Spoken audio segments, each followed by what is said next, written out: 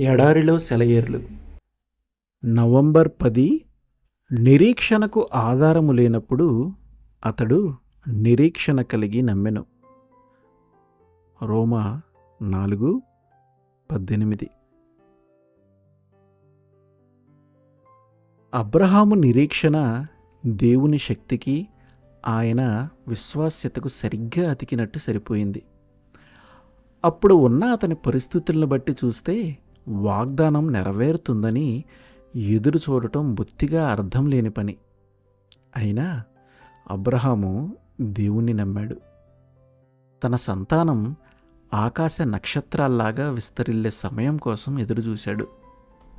అయితే ఓ నా హృదయమా, అబ్రహాములాగా నీకు దేవుడు ఒక్క వాగ్దానమిచ్చి ఊరుకోలేదు.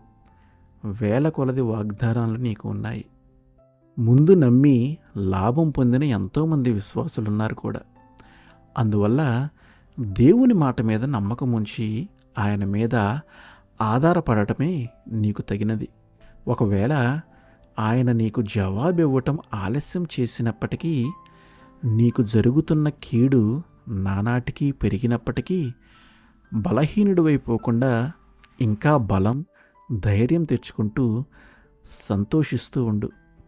ఎందుకంటే దేవుని వాగ్దానాల్లో అతి శ్రేష్టమైనవి ఎలా నెరవేరుతుంటాయంటే, దాని నెరవేర్పుకు అనువైన పరిస్థితులు లేశమాత్రమైనా లేని పరిస్థితుల్లో దేవుడు ప్రత్యక్షమై వాటిని జరిగిస్తాడు. మనం ప్రమాదంలో చిక్కుకుని ఆఖరి దశలో ఉన్నప్పుడు వచ్చి సహాయం చేస్తాడు.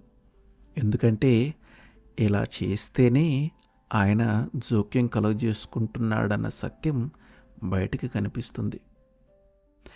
పైగా అలవాటు చొప్పున కంటికి కనిపించే వాటి మీద నమ్మకం పెట్టుకోకుండా కేవలం ఆయన ఇచ్చిన మాట మీదే సర్వకాల సర్వావస్థల్లో మనం ఆధారపడాలని కూడా ఆయన ఇలా చేస్తాడు.